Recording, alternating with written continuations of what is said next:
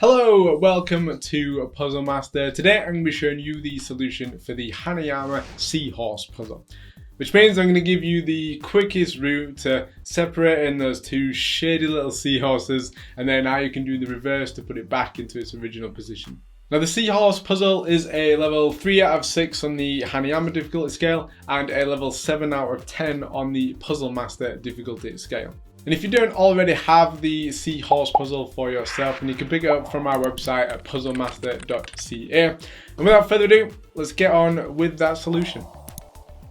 Okay, so here we have a fully assembled seahorse puzzle, and the fully assembled position is the silver tail being connected to the gold head, just like this.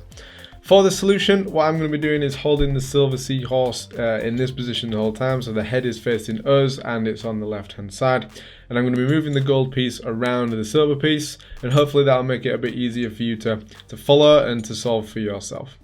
So what we're going to do to start with is we're going to lift the gold seahorse to level with the silver seahorse so that we can come over this fin in here.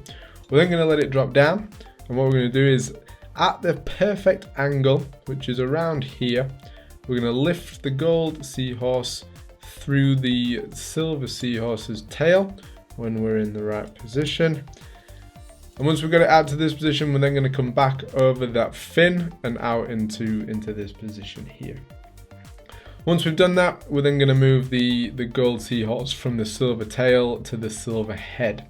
And the way we do that is we lift the gold seahorse, and we're going to use the gap in the gold seahorse to come over the sort of gap in the silver tail.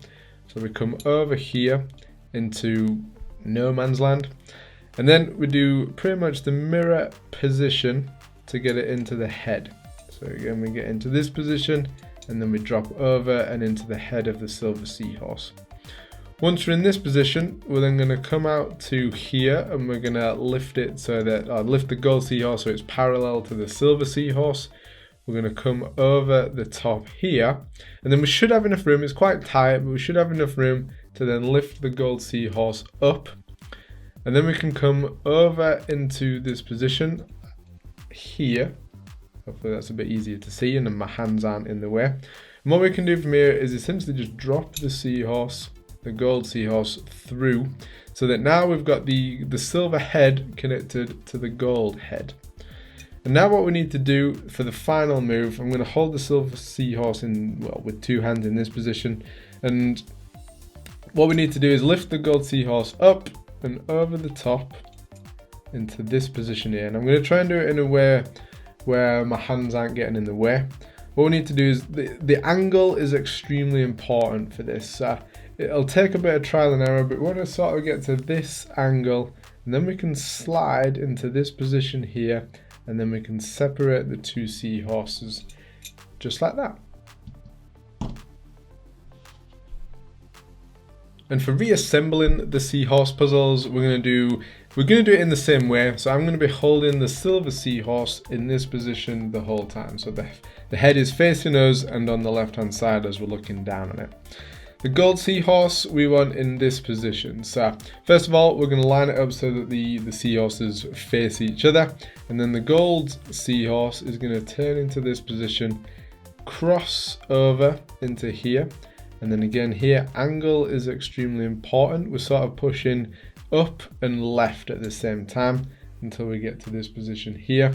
Once we're in this position, we can flip the gold seahorse over and into here. Next, we need to stay in this position for one move with the gold seahorse. We need to flip it over. So what we're going to do is we're going to come over into this position, and all we're going to do is just lift the gold seahorse at a slight angle through the head of the silver seahorse, and then while it's in this position, we're going to bring it all the way around and into here. Once it's in sort of like a parallel position, make sure we drop it down before we turn any further around the corner of the silver head. Once we're in this position, we now need to go from the silver head to the silver tail, and we're going to do that across this gap and then across this gap. So we're going to lift up into this position here. Again, angle is always important, play around with it. But we should be able to, when we're in the right position, slide over into no man's land in this position, and then mirror that position on the tail side, the silver tail side, until the gold piece slides into place there.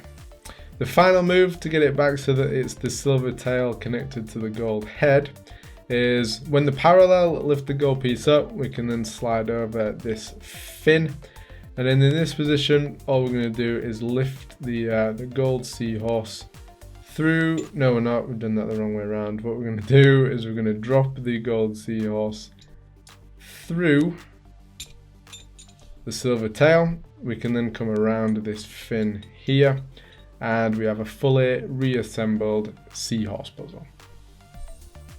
So there it is, that is how you disassemble and then reassemble the seahorse puzzle. It's quite a difficult one. Some of the moves that you need to find are very difficult to find. So hopefully this has helped you find those moves and solve the seahorse puzzle for yourself. And if you want to pick up more puzzles just like the seahorse puzzle, then check out our website puzzlemaster.ca, where we have the biggest variety of puzzles on the internet in the world.